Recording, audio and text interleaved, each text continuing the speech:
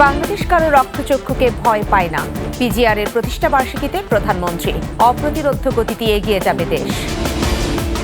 কোটা আন্দোলনের যৌক্তিকতা নেই বললেন প্রধানমন্ত্রী। বিএনপি জামায়াতকে নিয়ে সতর্ক থাকার আহ্বান। 10 জুলাই শেখ হাসিনা শি জিনপিং বৈঠক, গেম চেঞ্জার সফরে 20 সমঝোতা স্মারক সইয়ের সম্ভাবনা। মতিউর দেশেই আছেন, জানালেন দুদক আইনজীবী। বেনজিরের দুর্নীতির অনুসন্ধান শেষ পর্যায়ে। উত্তর ও মধ্যাঞ্চলে বাড়ছে বন্যা, বিভিন্ন স্থানে বাঁধে ধস, প্লাবিত নিম্নাঞ্চল, 18 জেলায় 20 লাখ মানুষ ক্ষতিগ্রস্ত।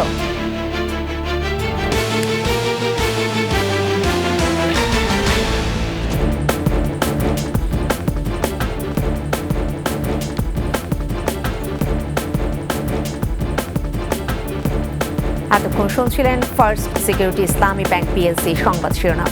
প্রত্যেককে আমন্ত্রণ জানাচ্ছি সন্ধ্যা 7টার 21 সংবাদে। সাথে থাকছে আমি ফেরদৌসী আহমেদ। দর্শক, 21 টেলিভিশনের সংবাদ একই সাথে সরাসরি দেখতে পাবেন আমাদের ফেসবুক পেজ www.facebook.com/2124 অনলাইনে। বাংলাদেশ কারো রক্তচক্ষুকে ভয় পায় না বলে মন্তব্য করেছেন প্রধানমন্ত্রী শেখ হাসিনা। পিজিআরের প্রতিষ্ঠা বার্ষিকীর অনুষ্ঠানে প্রধানমন্ত্রী আরও বলেন, অপ্রতিরোধ্য গতিতেই দেশ এগিয়ে যাবে। জীবনের ঝুঁকি নিয়ে কাজ করায় পিজিআর সদস্যদের প্রশংসা করেন সরকার প্রধান। বাকিটা জানাচ্ছেন প্রণব চক্রবর্তী। প্রেসিডেন্ট গার্ড রেজিমেন্টের 49তম প্রতিষ্ঠাবার্ষিকী উপলক্ষে দুপুরে বাহিনীটির দপ্তরে যান প্রধানমন্ত্রী শেখ হাসিনা।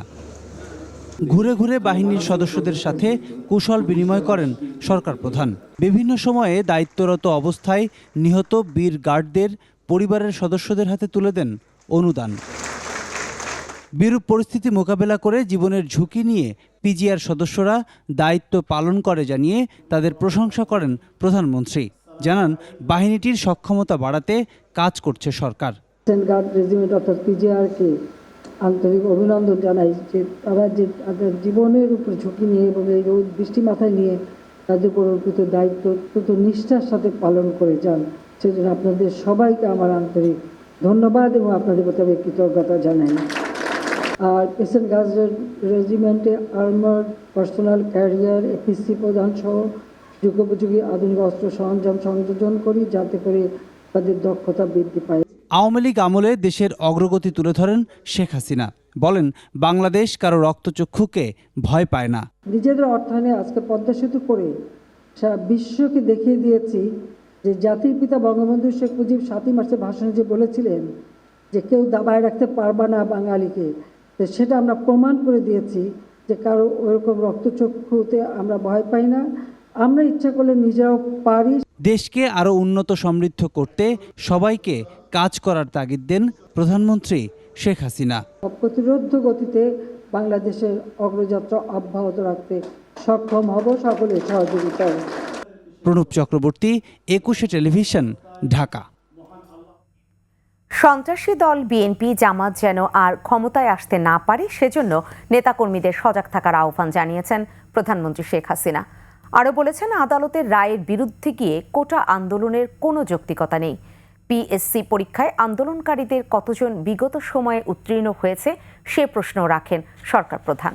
বাকিটা জানাচ্ছেন প্রণব চক্রবর্তী। 2002 সালে ছাত্রলীগের এক ঝাঁক সাবেক নেত্রীকে নিয়ে প্রতিষ্ঠিত হয় যুব মহিলা লীগ। 22 বছরে পড়ল সংগঠনটি। প্রতিষ্ঠাবার্ষিকী উপলক্ষে গণভবনে যুব মহিলা লীগের কেন্দ্রীয় কমিটির নেতাকর্মীদের সাথে শুভেচ্ছা বিনিময় করেন আওয়ামী লীগ সভাপতি ও প্রধানমন্ত্রী শেখ হাসিনা। বক্তব্যে প্রধানমন্ত্রী বলেন, আওয়ামী লীগ জনগণের সেবক হিসেবে প্রতিটি ক্ষেত্রে বাংলাদেশকে এগিয়ে নিয়ে গেছে, নিশ্চিত করেছে নারীর ক্ষমতায়ন। 21 বছর পর আওয়ামী লীগ যখন সরকার এসেছে তখনই জনগণের সেবক হিসাবেই আমরা এসেছিলাম। মানুষ অন্তত এটুকু পেয়েছিল যে না, জনগণের জন্য আমরা কাজ করি। আমরা বারবার সরকারে এসেছি, আসার ফলে আজকে বলবো যে প্রতিটি ক্ষেত্রে আমরা বাংলাদেশকে একটা উচ্চ আসনে নিয়ে যেতে সক্ষম হয়েছি।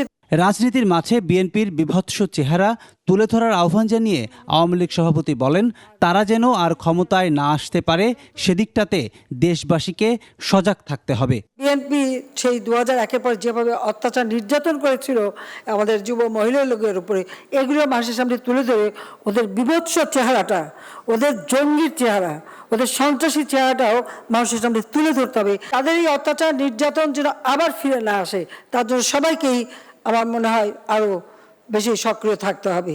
কোটা বিরোধী আন্দোলনের যৌক্তিকতা নিয়েও প্রশ্ন তোলেন সরকার প্রধান। ছেলেমেয়েরা লেখাপড়া বাদ দিয়ে এখন কোটা বিরোধী আন্দোলন করে, সেখানে মেয়েরাও করে। এখানে আমার একটা প্রশ্ন আছে, যারা এর আগে কোটা বিরোধী আন্দোলন করেছিল তারা যে পাবলিক সার্ভিস কমিশনে কতজন পরীক্ষা দিয়েছিল আর কতজন পাশ করেছে সেই হিসাবটা একটু বের করা দরকার। তারা দেখাক যে পরীক্ষা দিয়ে তারা বেশি পাশ করেছিল, মেয়েরা বেশি পাশ করে বেশি চাকরি পেয়েছে কিনা, সেটা আগে তারা প্রমাণ করুক। আর হাইকোর্টের রায়, এটার বিরুদ্ধে এভাবে আন্দোলন করা, এটা তো সাবজুডিস, কারণ আমরা সরকার থেকে কিন্তু এভাবে কোনো কথা বলতে পারি না, কারণ হাইকোর্ট রায় দিলে সেখানে হাইকোর্ট থেকেই আবার আসতে হবে। কিন্তু আজকে আন্দোলনের নামে যেটা আবার করা হচ্ছে, পড়াশোনার সময় নষ্ট করা, এটারও কোনো যৌক্তিকতা আছে বলে আমি মনে করি না। নারী সমাজ সবার সাথে তাল মিলিয়ে এগিয়ে যাবে বলেও আশা করেন প্রধানমন্ত্রী। মেয়েরা সমাজের অর্ধেক পিছনে পড়ে থাকলে সেই সমাজ কখনো উঠে দাঁড়াতে পারে না। প্রণব চক্রবর্তী, 21 টেলিভিশন, ঢাকা। কোটা আন্দোলন গভীরভাবে পর্যবেক্ষণ করা হচ্ছে বলে জানালেন সড়ক পরিবহন ও সেতুমন্ত্রী ওবায়দুল কাদের। সচিবালয় সাংবাদিকদের আরও জানিয়েছেন, কোটার বিষয়টি আদালতের সিদ্ধান্ত। এ সময় বলেন, কোটা ও পেনশনের উপর ভর করে বিএনপি এখন পরজীবী আন্দোলনে নেমেছে। আরও জানাচ্ছেন মেহেদী হাসান। শিক্ষার্থীদের আন্দোলনের প্রেক্ষিতে সরকারি চাকুরিতে 30% মুক্তিযোদ্ধা কোটা বাতিল করেছিল সরকার। তবে গত 5 জুন এক রায়ে আদালত জানিয়েছে সরকারের এ সিদ্ধান্ত অবৈধ। রায় অনুযায়ী 30% কোটা বহাল থাকছে। আমরা কোনো অবস্থাতেই এরপর আবারও এ কোটা বাতিলের দাবিতে আন্দোলন শুরু হয়। রোববার দেশের সব বিশ্ববিদ্যালয় ক্যাম্পাসে ধর্মঘট ও দেশজুড়ে অবরোধ কর্মসূচি পালন করে আন্দোলনকারীরা। এ নিয়ে সড়ক পরিবহন ও সেতুমন্ত্রীর দৃষ্টি আকর্ষণ করা হলে তিনি জানান, কোটা পুনর্বহালের সিদ্ধান্ত আদালতের, তবে শিক্ষার্থীদের আন্দোলন গভীরভাবে পর্যবেক্ষণ করছে সরকার। শিক্ষার্থীরা যে বিষয় আন্দোলন করছে, এই সিদ্ধান্ত তো সরকারেরই ছিল, চলমান। আমরা তো এই সিদ্ধান্ত দিয়েছে আদালত। তারপর আমরা আমাদের দেশের ব্যাপার, শিক্ষা প্রতিষ্ঠান, আমরা পরিস্থিতি পর্যবেক্ষণ করছি। বিএনপিকে ব্যর্থদল বলেও উল্লেখ করেন মন্ত্রী। বলেন, তারা এখন শিক্ষার্থী ও শিক্ষকদের আন্দোলনের উপর পরজীবীর মতো ভর করেছেন। আন্দোলনে ব্যর্থ বিএনপিও সমমনা কয়েকটি দল নিজেরা পারে না, পরজীবী আন্দোলনকে আজকে তারা পরজীবী আন্দোলন। মেগা প্রকল্প নিয়ে সরকার বিরোধীদের সমালোচনার জবাবে ওবায়দুল কাদের বলেন, এসব প্রকল্পে মেগা দুর্নীতি নয়, মেগা সাশ্রয় হয়েছে। মেঘনা, গোমতী, কাশ্মীর, এখানে আমরা 1100 কোটি টাকা সেভ করেছি। মেহেদী হাসান, 21 টেলিভিশন, ঢাকা। 4 দিনের রাষ্ট্রীয় সফরে কাল চীন যাচ্ছেন প্রধানমন্ত্রী শেখ হাসিনা। 10 জুলাই বিকেলে প্রেসিডেন্ট শি জিনপিং এর সাথে বৈঠক করবেন প্রধানমন্ত্রী। সফরে 20 থেকে 22টি সমঝোতা স্মারক সই হবে, তবে কোনো চুক্তি সই হবে না। পররাষ্ট্র মন্ত্রণালয়ের সংবাদ সম্মেলনে জানানো হয়েছে, অবকাঠামো উন্নয়ন ও অর্থনৈতিক সহায়তায় গেম চেঞ্জার হিসেবে কাজ করবে প্রধানমন্ত্রীর এই সফর। রিপোর্টে বাকিটা জানাচ্ছেন মোহাম্মদ নুরুন নবী। চীনের প্রধানমন্ত্রী লি কিয়াংয়ের আমন্ত্রণে দেশটিতে রাষ্ট্রীয় সফরে যাচ্ছেন প্রধানমন্ত্রী শেখ হাসিনা। 5 বছর পর প্রধানমন্ত্রীর এই 5ম সফরটি নানা কারণে গুরুত্বপূর্ণ। সফরে অতীতের সকল চুক্তির বিষয়ে আলোচনার পাশাপাশি রোহিঙ্গা সংকটের সমাধানে সহায়তা চাওয়া হবে। দুই দেশের বাণিজ্য ঘাটতি পূরণ আর ট্যারিফ ও নন ট্যারিফ বাধাগুলো দূর করার কথা আলোচিত হবে দ্বিপক্ষীয় বৈঠকে। অর্থনৈতিক ও ব্যাংকিং খাত, বাণিজ্য ও বিনিয়োগ, ডিজিটাল ইকোনমি, অবকাঠামোগত খাতে উন্নয়ন, দুর্যোগ ব্যবস্থাপনা, ষষ্ঠ ও নবম বাংলাদেশ চায়না ফ্রেন্ডশিপ সেতু নির্মাণ, কৃষিজ পণ্য রফতানি, পিপলস টু পিপলস কানেক্টিভিটি সহ 20টিরও বেশি সমঝোতা স্বাক্ষরিত হচ্ছে এই সফরে।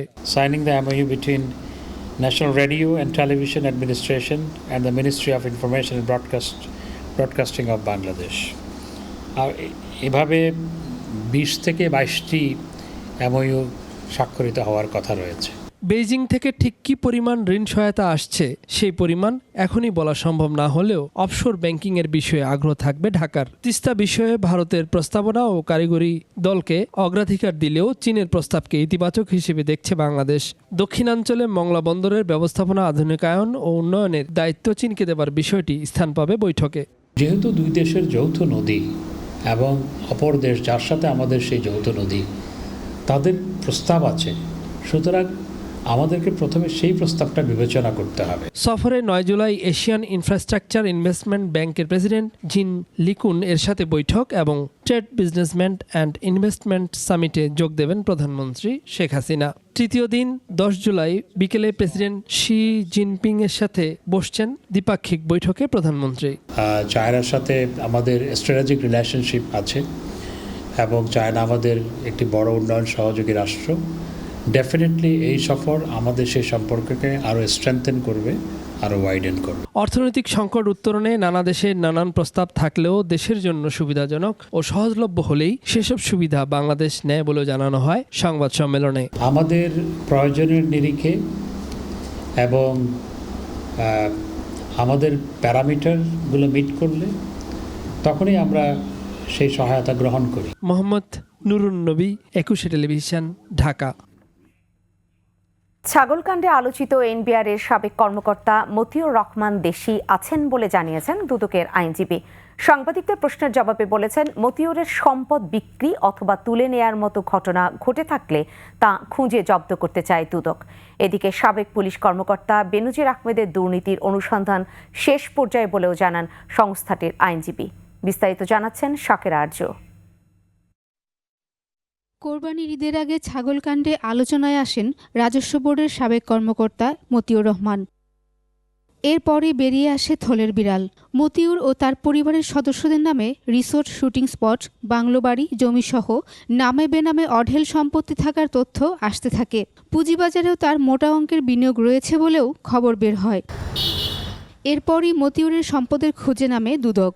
মতিউর রহমান দুর্নীতির মাধ্যমে দেশে ও বিদেশে অবৈধ সম্পদ অর্জন করেছেন। সেই সাথে হুন্ডি ও আন্ডার ইনভয়েসিং এবং ওভার ইনভয়েসিংয়ের মাধ্যমে অর্থ পাচার করে জ্ঞাত আয় বহির্ভূত সম্পদ অর্জন করেছেন। আদালত মতিউর রহমানের ফ্ল্যাট ও সম্পত্তি জব্দের নির্দেশ দেন। মতিউরের বিষয়ে দুদকের আইনজীবী সাংবাদিকদের জানান, তিনি দেশে আছেন বলে দুদকের কাছে তথ্য রয়েছে। মতিউর রহমানের বিরুদ্ধে যে অনুসন্ধান কার্য চলছে, সে অনুসন্ধান কার্য অনেক দূর এগিয়ে গিয়েছে। আমাদের যতটুকু ইনফরমেশন, উনি দেশ ত্যাগ করতে পারেননি, আমাদের ইনফরমেশন। সাবেক পুলিশ প্রধান বেনজিরের মতো মতিউরের সম্পদ বিক্রি অথবা তুলে নেয়ার মতো ঘটনা ঘটে থাকলে সেটি খুঁজে জব্দ করা হবে বলেও জানান তিনি। উনি যদি টাকা উঠিয়ে নিয়ে যায় ও সেই টাকা কোথায় গেছে সেটা ট্রেস আউট করার সুযোগ আছে। উনিও আইনের আওতায় আসবে। এই সময় উচিত এনবিআরকে পুরো নতুন করে ঢেলে সাজানো। এদিকে সাবেক পুলিশ প্রধান বেনজির আহমেদের অনুসন্ধান শেষ পর্যায়ে রয়েছে বলেও মন্তব্য করেন সংস্থাটির আইনজীবী। কমিশনে দাখিল হয় তাহলে কমিশন সিদ্ধান্ত নেবে এই অনুসন্ধান রিপোর্টের উপর ভিত্তি করে। কাজেই আমার মনে হয় সেটা আর হয়তো সময়ের ব্যাপার। খুরশিদ আলম খান জানান, অনুসন্ধান শেষ হলে অর্থ পাচার ও জ্ঞাত আয় বহির্ভূত সম্পদ অর্জন নিয়ে প্রতিবেদন কমিশনে দাখিল করা হবে। শাকেরা আরজু, 21 টেলিভিশন, ঢাকা। নদ নদীর পানি বৃদ্ধি অব্যাহত থাকায় দেশের উত্তর মধ্যাঞ্চলে বন্যা পরিস্থিতির আরও অবনতি হয়েছে। তবে সিলেট অঞ্চলে পরিস্থিতির উন্নতি হয়েছে। বন্যা পূর্বাভাস ও সতর্কীকরণ কেন্দ্র বলছে, 24 ঘন্টায় কুড়িগ্রাম, জামালপুর, গাইবান্ধা, বগুড়া, টাঙ্গাইল ও সিরাজগঞ্জে ব্রহ্মপুত্র এবং যমুনার নিম্নাঞ্চলে পরিস্থিতি স্থিতিশীল থাকতে পারে। প্রতিনিধিদের সহায়তায় বাকিটা জানাচ্ছেন সমর ইসলাম। কুড়িগ্রামে নাগেশ্বরীর বামনডাঙ্গায় দুধকুমারের স্রোতে বন্যা নিয়ন্ত্রণ বাঁধের ৩০০ মিটার ধসে নতুন করে ১২টি গ্রাম প্লাবিত হয়েছে। ব্রহ্মপুত্র, ধরলা ও দুধকুমারের ৬টি পয়েন্টে পানি বিপদসীমার উপর দিয়ে প্রবাহিত হচ্ছে। ২টি বাঁধ ভাঙার কারণে আমার ইউনিয়নে ৮টি গ্রামে পানি এ পর্যন্ত প্রবেশ করছে। ঘরের ভিতরে থাকতে বাবা বালি বাচ্চা নিয়ে কোথায় থাকি, রাস্তাতে আসছি, রাস্তাও তো যাবা নাকছে চলি। উজানের ঢলে লালমনিরহাটের মহেশখোঁচা গোবর্ধন ২ নম্বর স্পার বাঁধের সংযোগস্থলে ধস দেখা দিয়েছে। জিও ব্যাগ ফেলে ধস ঠেকানোর চেষ্টা করছে পানি উন্নয়ন বোর্ড। পানিতে তলিয়ে গেছে প্রায় ১,০০০ হেক্টর ফসলি জমি। ঘরের উপরে বিছনার উপর দিয়ে পানি যাচ্ছে। গাইবান্ধায় তিস্তা, যমুনা, ব্রহ্মপুত্র ও ঘাঘট সহ সব নদ নদীর পানি বিপদসীমার উপরে। সাগহাটা ও ফুলছড়ি উপজেলার অন্তত ২৩টি ইউনিয়ন প্লাবিত হয়েছে। ৫ উপজেলার ১২৬টি চরাঞ্চলের ৬৬,০০০ পরিবার পানিবন্দী। সিরাজগঞ্জ শহরের হার্ড পয়েন্টে যমুনার পানি বেড়ে বিপদসীমার ৬১ সেন্টিমিটার উপর দিয়ে বইছে। সদর উপজেলার সয়দাবাদ ইউনিয়নের মৌলিবাড়ি, চর সয়দাবাদ, দুখিয়াবাড়ি, খাস বড়শিমুল, চর গাছাবাড়ি ও পঞ্চসানা গ্রামের বাড়িঘরে পানি ঢুকেছে। বেড়েছে নদী ভাঙনও। জলাইছে পোলামান নিয়ে বাসায় থাকা যায় না, বাড়িতে লগা জল, এখন কিভাবে থাকি আশ্রয় নিচ্ছি। টাঙ্গাইলে সবকটি নদীর পানি হু হু করে বাড়ছে। ঝিনাই নদীর পানি বিপদসীমার ৯২ সেন্টিমিটার এবং ব্রহ্মপুত্র ও যমুনার পানি ২৮ সেন্টিমিটার উপর দিয়ে বইছে।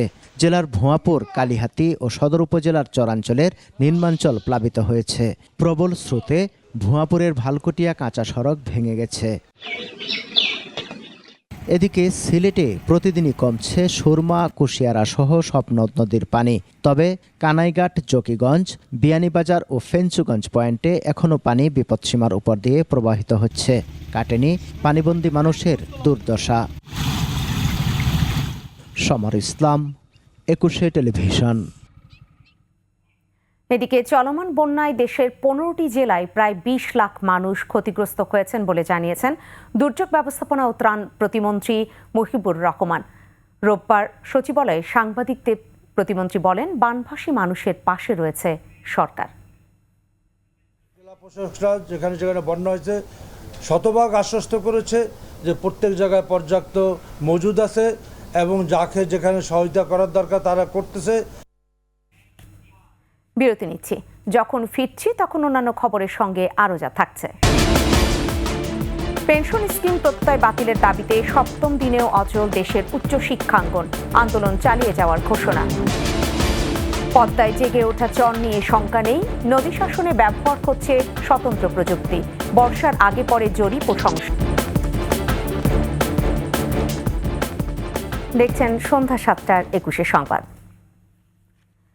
সরকারি চাকুরিতে কোটা ব্যবস্থা বাতিল করে ২০১৮ সালে সরকারের জারি করা পরিপত্র পুনর্বহালের দাবিতে শিক্ষার্থীরা রাজধানীর গুরুত্বপূর্ণ সড়ক অবরোধ করায় চরম ভোগান্তিতে পড়েন কর্মস্থল থেকে ফেরা মানুষসহ সাধারণ জনগণ।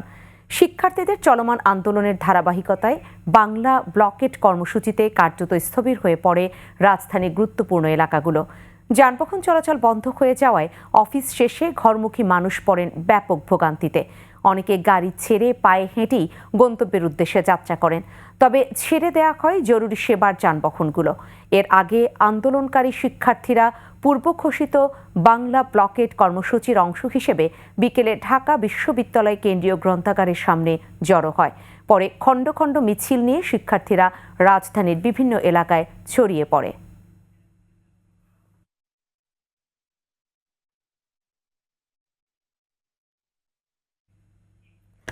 সর্বজনীন পেনশন স্কিম প্রত্যয় বাতিল ও বেতন কাঠামোয় সুপার গ্রেডে অন্তর্ভুক্তির দাবিতে ৭ম দিনের মতো ক্লাস পরীক্ষা বর্জন করে কর্মবিরতি পালন করেছেন দেশের সরকারি ও পাবলিক বিশ্ববিদ্যালয়ের শিক্ষকরা। এতে কার্যত অচল হয়ে পড়েছে দেশের উচ্চ শিক্ষাঙ্গন। শিক্ষকরা বলছেন, দাবি আদায় না হওয়া পর্যন্ত আন্দোলন চলবে। জানাচ্ছেন রাসেল খান। সরকার ঘোষিত নতুন পেনশন স্কিম প্রত্যয় বাতিলের দাবিতে রবিবার ৭ম দিনের মতো ক্লাস পরীক্ষা বর্জন করে শিক্ষকদের কর্মবিরতি ও অবস্থান কর্মসূচি। একই সাথে শিক্ষকদের জন্য আলাদা বেতন কাঠামোয় সুপার গ্রেড চালুর দাবিও তাদের। দুপুরে ঢাকা বিশ্ববিদ্যালয়ে ক্লাস পরীক্ষা বর্জন করে কলা ভবনের সামনে অবস্থান নেন শিক্ষকরা। প্রত্যয় পেনশন স্কিম থেকে মুক্তি চান তারা। যাদের হাতে আমরা দেশের নেতৃত্ব দিতে চাই তাদের কাছ থেকে এটি এই প্রত্যয়ের মাধ্যমে মূলত পেনশন ব্যবস্থা করে নেওয়া হয়েছে। প্রধানমন্ত্রীর কাছে বিনীত অনুরোধ করছি, যাদের উপর তাকিয়ে আছেন তারা করবে না, আপনাকেই দায়িত্ব নিয়ে এই সমস্যার সমাধান করতে হবে। আজকে এই পরিস্থিতিতে আমরা পড়তে থাকলে একসময় আমাদের মতো এই জুনিয়র টিচার যারা ভবিষ্যতে বিদেশে পিএইচডি করতে যাব, আমরা কিন্তু আর দেশে ব্যাক করতে চাবো না। পরে বিশ্ববিদ্যালয় শিক্ষক ফেডারেশনের নেতারা বলেন, সমস্যার সমাধান না হওয়া পর্যন্ত আন্দোলন চালিয়ে যাবেন তারা। মাননীয় প্রধানমন্ত্রী 4টি স্কিম দিয়েছেন, প্রত্যয় স্কিমও দিয়েছেন, কিন্তু আমরা বিশ্ববিদ্যালয়ের শিক্ষকরা ওই প্রত্যয় স্কিম থেকে আমরা বের হতে চাই। প্রত্যয় স্কিম বিশ্ববিদ্যালয়ের শিক্ষকরা আমাদের পক্ষ থেকে আমাদের দাবি আমরা সেটা প্রত্যাখ্যান করেছি। যারা প্রত্যয় নিয়ে খেলা করছেন, প্রত্যয় চলবে না, আমরা প্রত্যয়ে থাকবো না, আমরা প্রত্যয়ে থাকতে পারি না। এদিকে একই দাবিতে ক্লাস পরীক্ষা বাতিল করে বিক্ষোভ ও সমাবেশ করেছেন চট্টগ্রাম, রাজশাহী, জাহাঙ্গীরনগর ও সিলেট সহ দেশের প্রায় সব সরকারি ও পাবলিক বিশ্ববিদ্যালয়ের শিক্ষকরা। উক্ত কর্মসূচির অংশ হিসেবে আজ আমরা সর্বাত্মক কর্মবিরতি ও 1 ঘন্টার অবস্থান কর্মসূচি পালন করছি। গত 1 জুলাই থেকে দেশের 40টি পাবলিক ও সরকারি বিশ্ববিদ্যালয়ের শিক্ষকরা দাবি আদায়ের লক্ষ্যে এই আন্দোলনে অংশ নেয় কার্যত অচল সারা দেশের উচ্চ শিক্ষাঙ্গন। অংশগ্রহণ করেছে। রাসেল খান, 21 টেলিভিশন, ঢাকা। জেগে ওঠা দৃশ্যমান জ্বরের কারণে পদ্মা নদী বাঁচবে কি বাঁচবে না এমন দুশ্চিন্তার কোনো কারণ নেই। নদীটির দীর্ঘমেয়াদী আচরণ বিবেচনায় নিয়েই নদী শাসন ও বাঁধের কাজ করা হয়েছে। প্রকল্প সংশ্লিষ্টরা আরও জানিয়েছেন, নদী তার স্বাভাবিকতা নিয়েই চলবে, শুধু সীমানা বেঁধে দেওয়া হয়েছে কোন পর্যন্ত নদী নড়াচড়া করতে পারবে। প্রতিবছর বর্ষার আগে পরে বাঁধের জরিপ ও সংস্কার কাজ নিয়মিত করার প্রটোকলও বেঁধে দেওয়া হয়েছে। পদ্মা শাসনের কারিগরি বিভিন্ন দিকের খোঁজ নিয়েছেন মোহাম্মদ নুরুন নবী, আর ছবি তুলেছেন ইয়াকুব লিটু।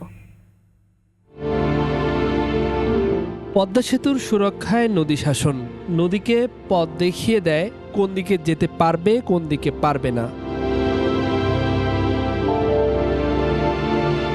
আমাজনের পর বিশ্বে দ্বিতীয় বৃহৎ স্রোতস্বিনী নদীটি সময়ভেদে ভিন্ন ভিন্ন আচরণ করে, কখন কোন দিকে ছুট দেয় বলা যায় না। এখন ভাঙ্গনের দিক মাদারীপুরের চর জানাজাতের দিকে। পদ্মাপাড়ের মানুষের মাঝেও চর নিয়ে থাকে নানান হিসেব নিকেশ। চর দেখে কেউ ফসলের স্বপ্ন বুনেন, তো কেউ আবার মাছ বিলুপ্ত হওয়া কিংবা নদী মরে যাওয়া নিয়ে চিন্তিত। আর মাছের অবস্থায় সকাল থেকে মনে করেন এই কটা পাইছি এলাই বোঝেন, দেয় না সব নাও গাড়ে, কোনো নাই গাঙ্গা দেয় না। আগে কাঁঠাল ছিল, এখন এই ছোটটা নাই। আগে নদী অনেক ভাঙ্গন হইতো, এখন ভাঙ্গন নাই। আগের মতো নদী নাই, নদী আগের থেকে চর পুড়ে গেছে। নদীর বাঘ মাছের একটা সিস্টেম আছে, সেই সিস্টেম আস্তে আস্তে নষ্ট হয়ে যাইতেছে। যদিও বিশেষজ্ঞরা এসব কল্পনা জল্পনাকে বলছেন অমূলক। শতবর্ষী হার্ডিং ব্রিজ এলাকার মতন পদ্মা সেতুর নদী শাসনের ধারণা নেওয়া হয়েছে। গতি, প্রকৃতি ও আচরণে অত্যন্ত জটিল নদীটির শাসনে তৈরি করা হয়েছে স্বতন্ত্র প্রযুক্তি। আপনারা যে নদীর উপরে যে সেতুটা দেখেন সেটা জটিল, তাতেও ডিজাইনে অনেক জটিল আছে, কিন্তু নদীর ব্যাপারে শুধু জটিল না, অনেক আনসার্টিনিটি আছে। প্রশ্ন ছিল যে নদীকে কোনোভাবেই প্রভাবিত করা হবে না, সংকুচিত করা হবে না। অন্যথায় এই নদীটা 3-4 কিলোমিটার প্রশস্ত হলেই চলে। হ্যাঁ, ব্রিজের কোনো একটা এফেক্টও থাকবেই, বাট এটা আমাদের যে স্টাডিতে সেটা উল্লেখযোগ্য কোনো এফেক্ট না। নদীর প্রবাহে বড় ধরনের কোনো প্রভাব ফেলবে। এই নদীটা সুইঙ্গিং রিভার এবং এটা কোনো বিজ্ঞানের মধ্যে পড়ে না, ওই বিজ্ঞান এখনো আসে নাই। মাওপ্রান্তে শক্ত মাটি বলেই কম অংশ কনক্রিট করা হয়েছে, জাজিরা অংশে ভাঙ্গন বেশি বলে 11.5 কিলোমিটারের কিছুটা বেশি কনক্রিটের ব্লক, কিছুটা জিও বালির বস্তা এবং কিছু অংশ বড় পাথর ফেলা হয়েছে।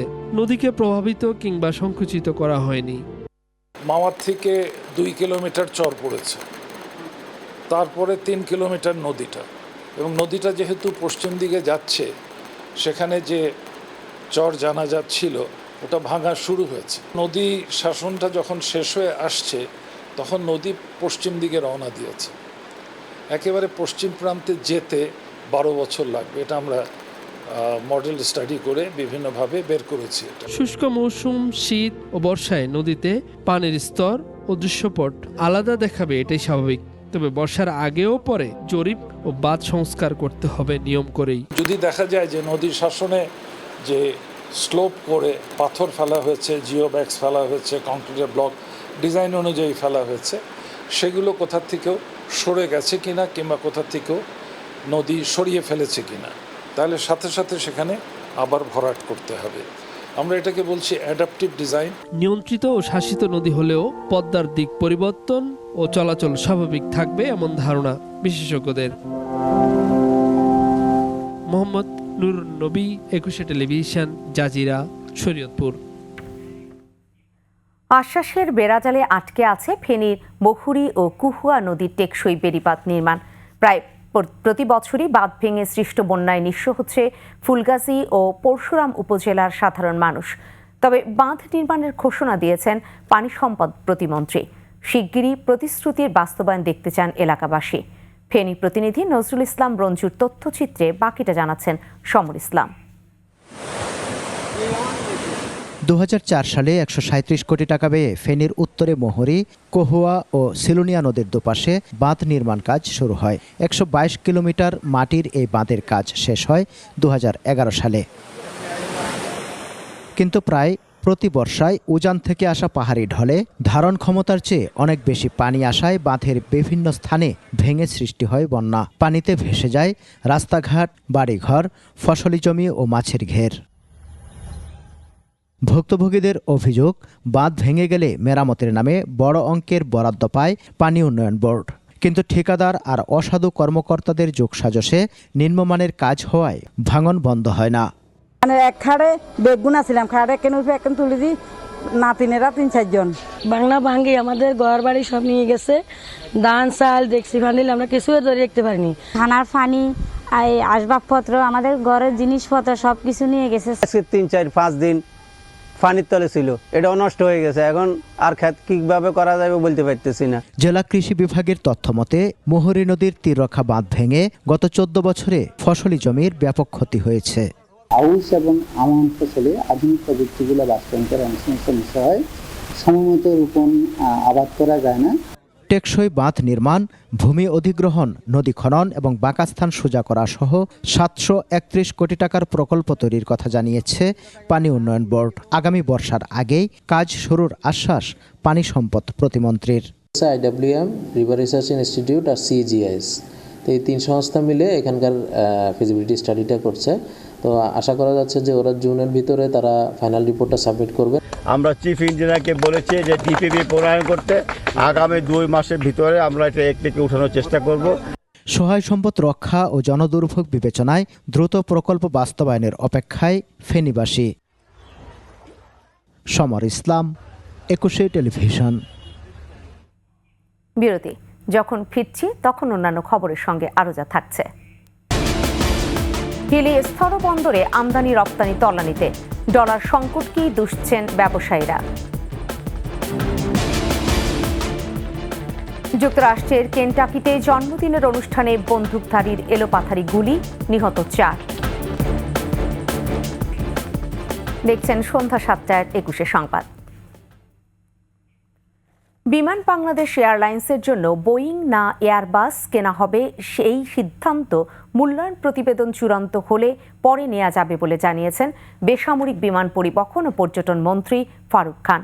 সচিবালয়ে মার্কিন রাষ্ট্রদূত পিটার হাসের সাথে সৌজন্য সাক্ষাৎ শেষে একথা জানান বিমান পরিবহন মন্ত্রী। ইভ্যালুয়েশন কমিটি রিপোর্ট না দেওয়া পর্যন্ত ফাইনাল হবে না। কতদিন লাগবে? এটা অনেক দিন ধরে এই প্রক্রিয়া চলছে। আমি ব্যক্তিগতভাবে মনে করি আগামী 1-2 মাসের মধ্যে এটা প্রক্রিয়া শেষ হবে, কারণ এবারকার বাজেট থেকে তো আমাদের এটার জন্য অর্থায়ন করতে হবে। এবার বাণিজ্য সংবাদ।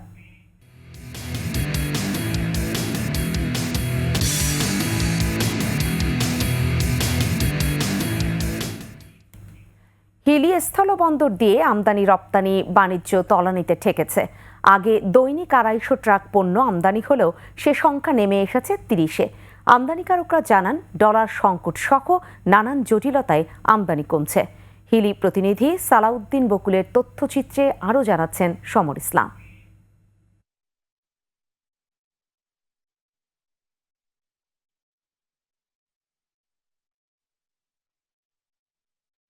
চাল, পেঁয়াজ সহ বিভিন্ন পণ্যবাহী 2 থেকে 250 ট্রাক প্রবেশ করত।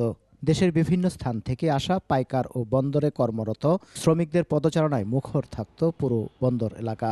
এখন আমদানি রপ্তানি বাণিজ্যে নেমে এসেছে স্থবিরতা। ডলার সংকট, চাহিদা মাফিক এলসি না পাওয়া এবং দেশের চেয়ে ভারতে দাম বেশি হওয়ায় পণ্য আমদানির পরিমাণ কমেছে। বন্দরের সড়কগুলো খারাপ হওয়ায় আগ্রহ কমেছে আমদানিকারকদের। এতে বন্দরে কর্মরত 500 শ্রমিক সহ C&F এজেন্ট, কাস্টমস কর্মকর্তারা প্রায় অলস সময় পার করছেন।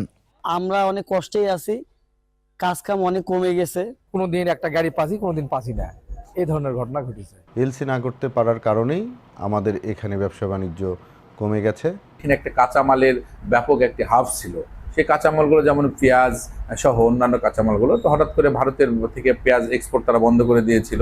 আমদানি কমায় বন্দরের ব্যয়ভার চালানো কঠিন হয়ে পড়েছে বলে জানান কর্মকর্তারা। 500 লেবার আছে, এর ভিতরে এখন 300 বোধহয় যাওয়া আসা করে, তারা মানবেতর জীবনযাপন করতেছে এবং পানামা হিলিস বন্দরের যে দৈনন্দিন যে অবকাঠামো ব্যয়, পানামা হিলিস্তর বন্দরের যে ব্যাংক ঋণ, ইট কল ঋণ, এইগুলো পরিশোধ করে পানামা হিলিস্তরের যে কর্মকর্তা কর্মচারীদের বেতন দেবে, সে বেতন তার সক্ষমতা পানামা হিলিস্তর বন্দরের ব্যবস্থাপনা পরিচালকের হাতে এখন আর নেই।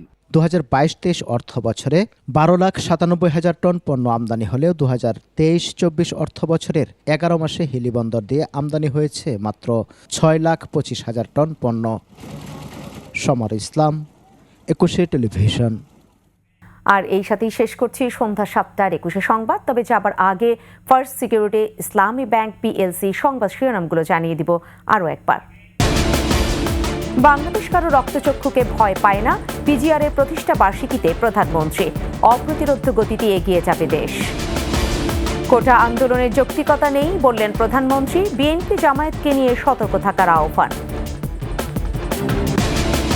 10 জুলাই শেখ হাসিনা শি জিনপিং বৈঠক, গেম চেঞ্জার সফরে 20 সমঝোতা স্মারক সইয়ের সম্ভাবনা।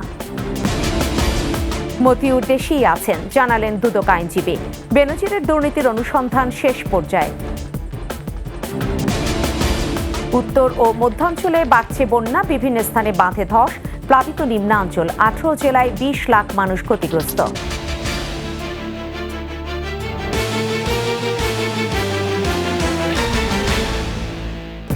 সর্বশেষ সংবাদ জানতে ডায়াল করতে পারেন 2021 নম্বরে, আর ভিজিট করুন 21-tv.com এই ওয়েবসাইটে। এছাড়া ফেসবুকে ভিজিট করতে পারেন www.facebook.com/2124 অনলাইনে। এতক্ষণ সাথে থাকার জন্য ধন্যবাদ। পরবর্তী সংবাদ রয়েছে রাত 9টায়, দেখার আমন্ত্রণ রইল।